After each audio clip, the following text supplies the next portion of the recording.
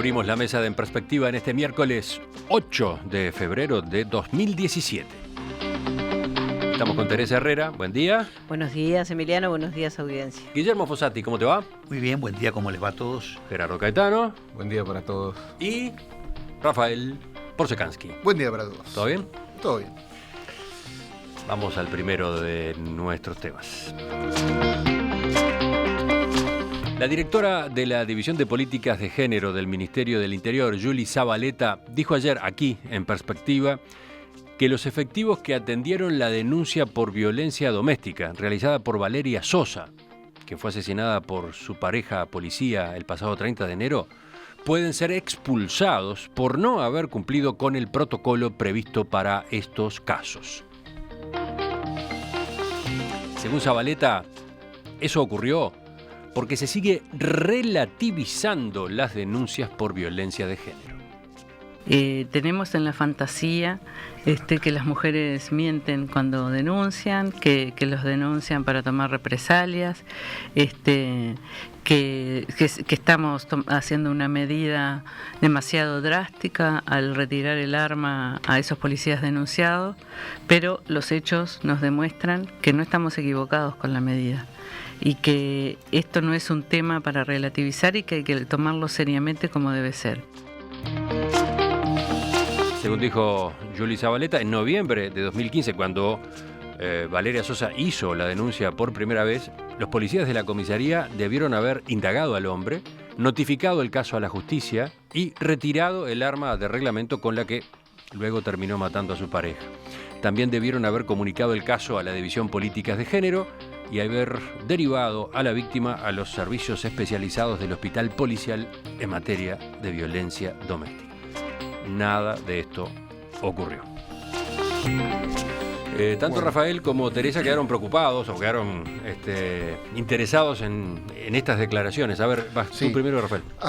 Para tratar de abrir el juego, yo vengo con 5 o 6 grandes preocupaciones que quiero trasladar a la mesa y a la audiencia.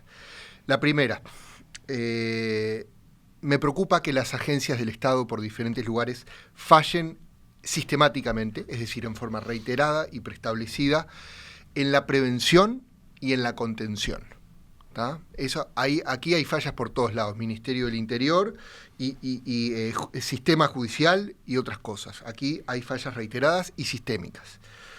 Segundo tema que me preocupa que desde algunos sectores militantes se proponga combatir el femicidio con incremento de penas.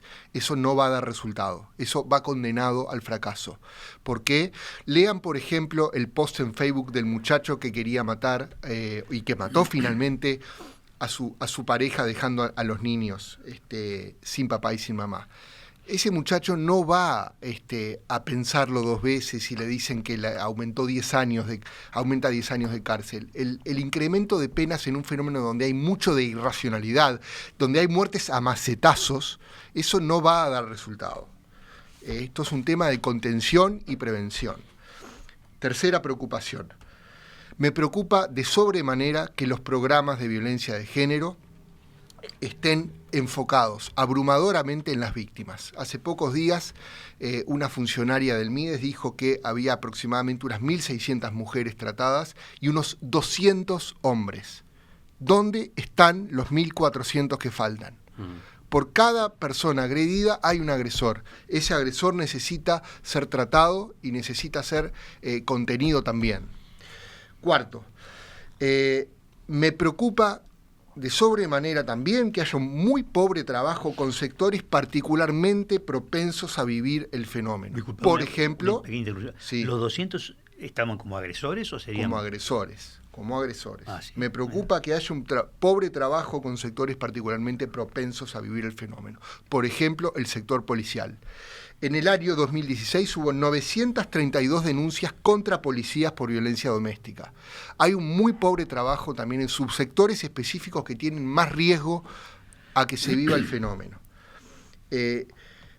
Y por último, me preocupa que no se vea a veces el tema justamente en perspectiva.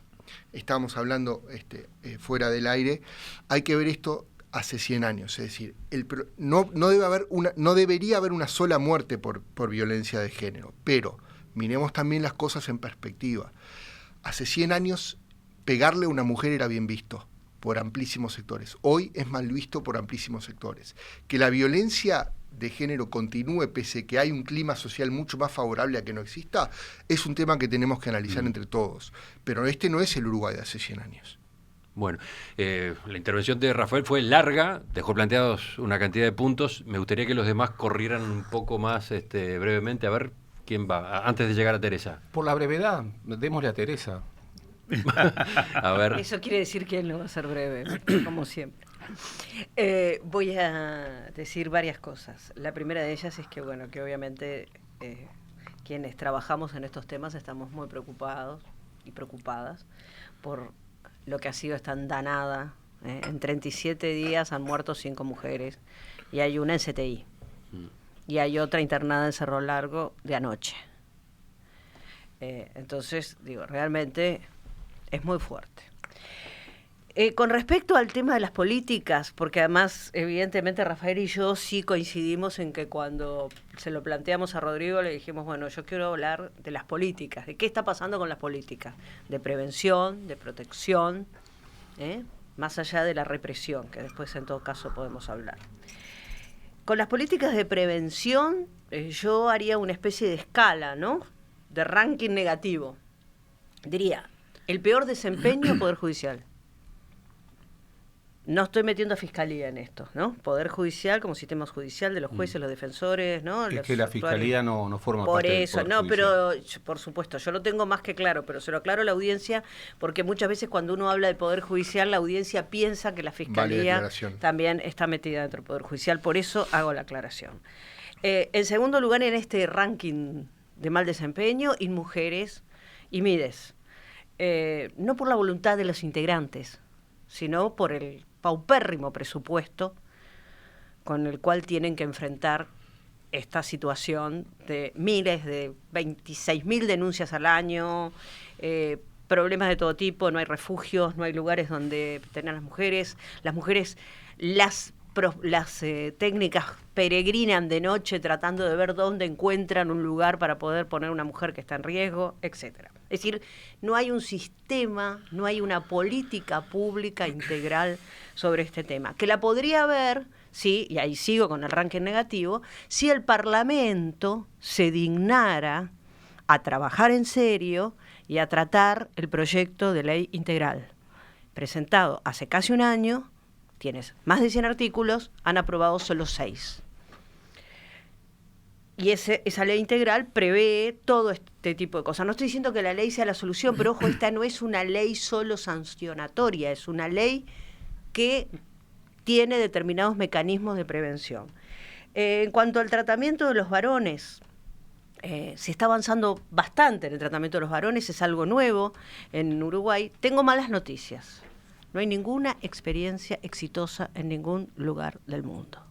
Y lo digo con conocimiento de causa. Ustedes saben que yo trabajo en estos temas, los organismos internacionales, Naciones Unidas, el BID, todos los organismos que están preocupados por estos temas están probando metodologías. Acá se está probando una que, se está utilizando, que es una metodología traída de Chile, etcétera, pero no es un tema fácil, lo cual no quiere decir que no haya que hacerlo.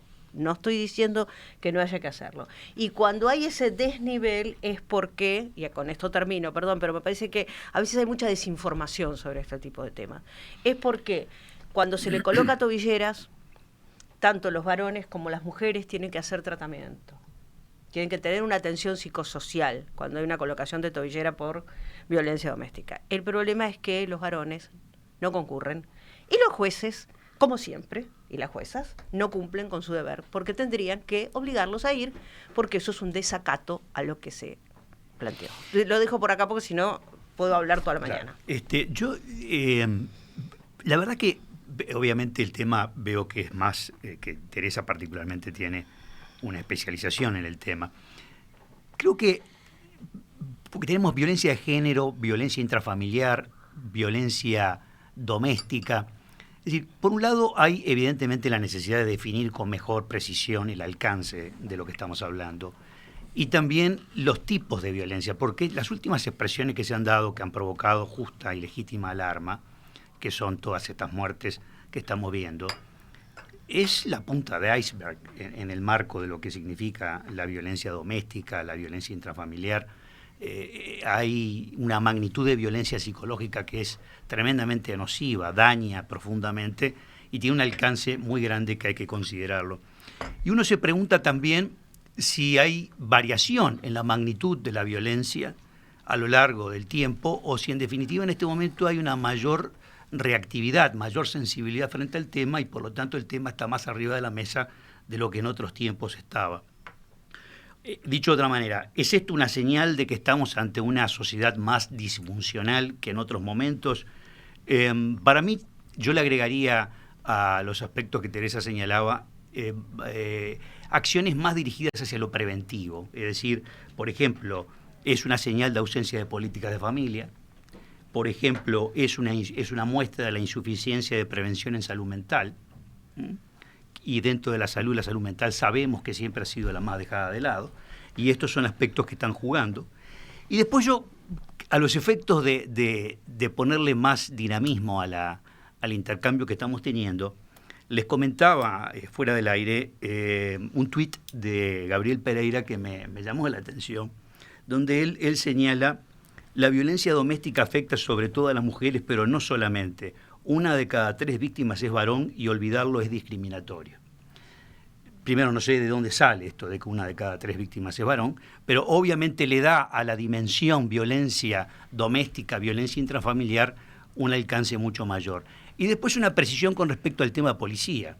Si la prevalencia de la violencia doméstica es mayor en familias con integrante policía, es curioso, porque de alguna manera uno puede presuponer, primero te trae el tema de qué tipo de evaluaciones y estudios se hacen a nivel de la policía, de los policías, es decir, cada cuánto se les evalúa, si se les evalúa o no, con qué tipo de metodologías, hay seguimiento, hay ciertas expresiones que técnicamente se llaman subclínicas, es decir, no se han expresado aún en la conducta, pero que están latentes y que frente a algún elemento de presión se ponen de manifiesto y en estos casos que estamos viendo de manera crudamente, de manera atroz.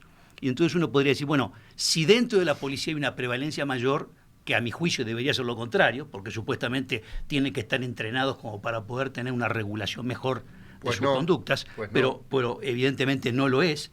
Y si no lo es, y efectivamente se mide objetivamente y se ve que no lo es un gran temón. Abre allí todo un tema con respecto a lo que suceda dentro de la policía, ¿no? Bueno, yo básicamente estoy de acuerdo con lo que se ha dicho. Quiero hacer algunos apuntes, algunos subrayados. En primer lugar, la perspectiva histórica. Los historiadores que han recorrido, por ejemplo, los expedientes judiciales, saben muy bien que la violencia doméstica, al igual que la tortura y otros fenómenos terribles, eran, digamos, situaciones corrientes en el siglo XIX, a comienzos de siglo. En el Uruguay feliz había violencia doméstica y había violencia intrafamiliar y había muchísimo machismo. Y había también algo que yo creo que todavía sigue habiendo, solo que creo que ahí poco a poco se está ganando una batalla, que es la no denuncia, que es la invisibilización de estos episodios, que es la naturalización de una actitud agresiva respecto del hombre hacia la mujer.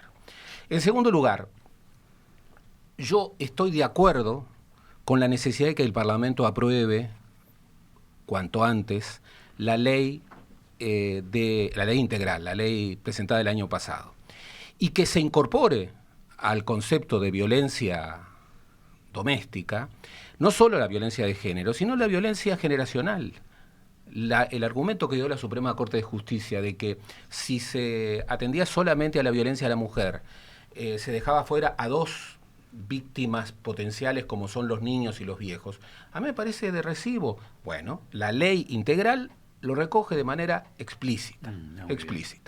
Eso debe aprobarse rápidamente. Bueno, sobre ese punto tengo algún comentario que llega de la audiencia. Por ejemplo, Ana dice, no es cierto que el Senado no esté trabajando en serio sobre el proyecto de ley. El problema es que está demorado porque tiene deficiencias jurídicas importantes que han sido observadas por los asesores de la bancada del Frente Amplio. Hay además otras consideraciones preocupantes acerca del proyecto porque está pensado para mujeres y niñas, deja de lado a los niños, a las mujeres trans, etcétera, señala este oyente. Perfecto, que se resuelva los múltiples temas de técnica legislativa que suelen tener los proyectos. Ayer escuchaba al fiscal con declaraciones muy correctas, que promovía... Jorge Díaz. Jorge Díaz.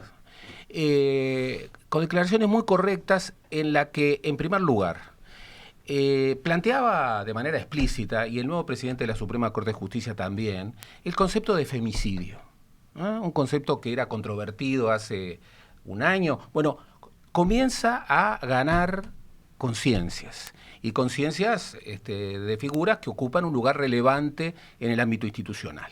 Espero que se termine de consolidar ese concepto.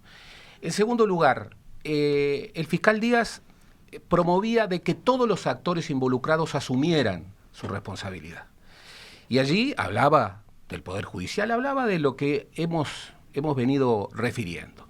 Ahora, respecto al grado de violencia, si ha subido, si no ha subido, si estamos en un momento de inflexión, yo tengo la percepción de que en el Uruguay el tema de la violencia estructural ha crecido.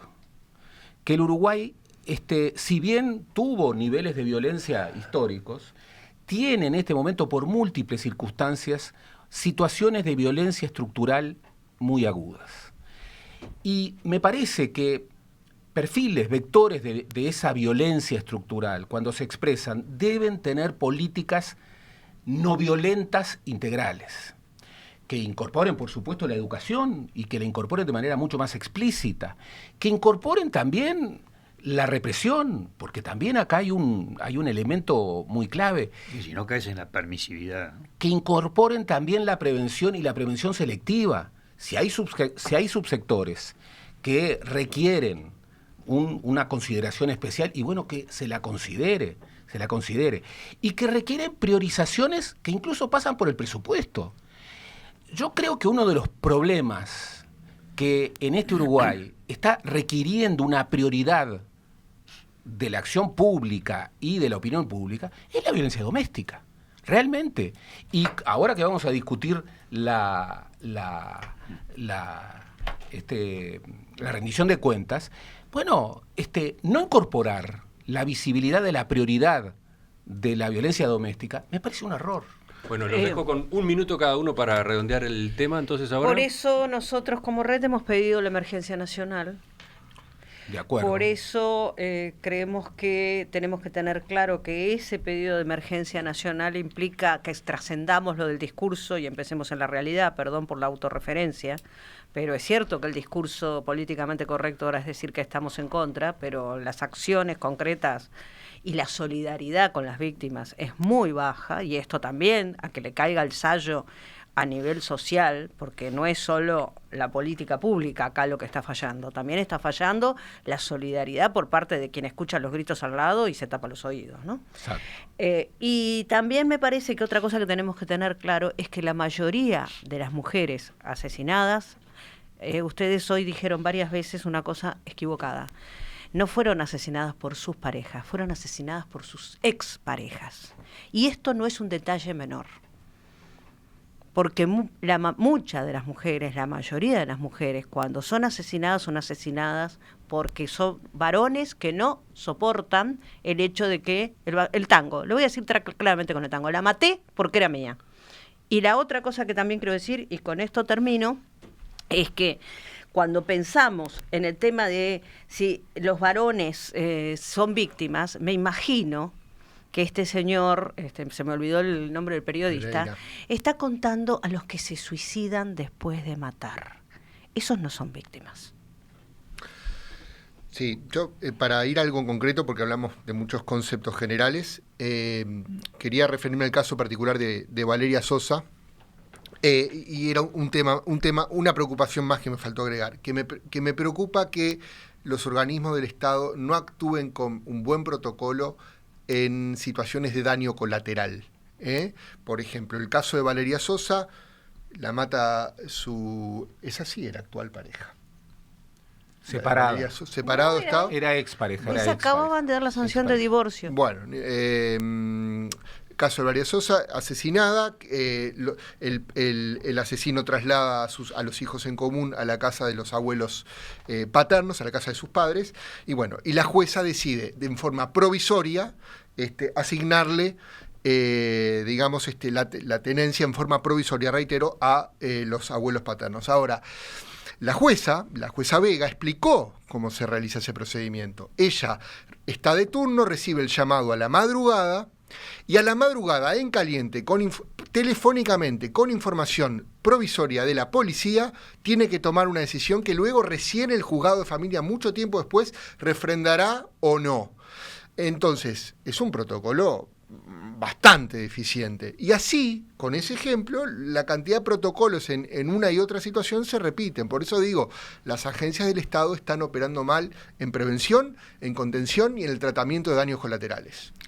No, yo simplemente, a título de síntesis, decir que es importante mirarlo en toda su multidimensionalidad, porque hay varias dimensiones que entran a estar detrás para explicar el fenómeno de la violencia en todo su alcance, la violencia doméstica en este caso en particular, y sin sesgos, mirarlo en todos sus aspectos y todas sus expresiones para efectivamente encontrar la línea de causalidad que está detrás de todo esto y tener siempre, en este caso, yo creo que se aplica mucho el mejor prevenir que curar, es decir, intervenir a tiempo con toda una cantidad de políticas. Esto tiene también una visión multisectorial. Hay varios sectores que intervienen y que deberían intervenir de manera coordinada para hacer esfuerzos que sean efectivos en la solución de este problema, ¿no?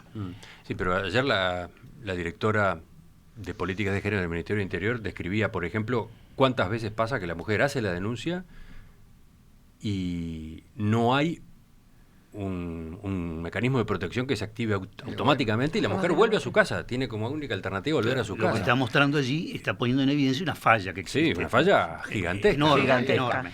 De todas maneras, creo que si bien comparto que falta muchísimo, creo que el Estado ha comenzado a reaccionar. Porque si nosotros comparamos lo que pasa hoy, incluso las falencias de hoy, con lo que pasaba hace 10, 15 años, ¿qué es lo que vemos? Que frente a este fenómeno se está comenzando a actuar. ¿Que es insuficiente? ¿Que hay que ponerle una prioridad central? Absolutamente de acuerdo. Pero yo recojo las expresiones del ministro Bonomi en el sentido de que va a ir hasta el final con los responsables de la violación del protocolo deficitario, pero que se incumplió en el caso de Valeria Sosa. Y esa medida ejemplarizante, es una medida positiva. Entonces, ojalá que esta situación dramática con la que hemos empezado el año marque una inflexión en el sentido no de la continuidad, sino en el sentido de la profundización.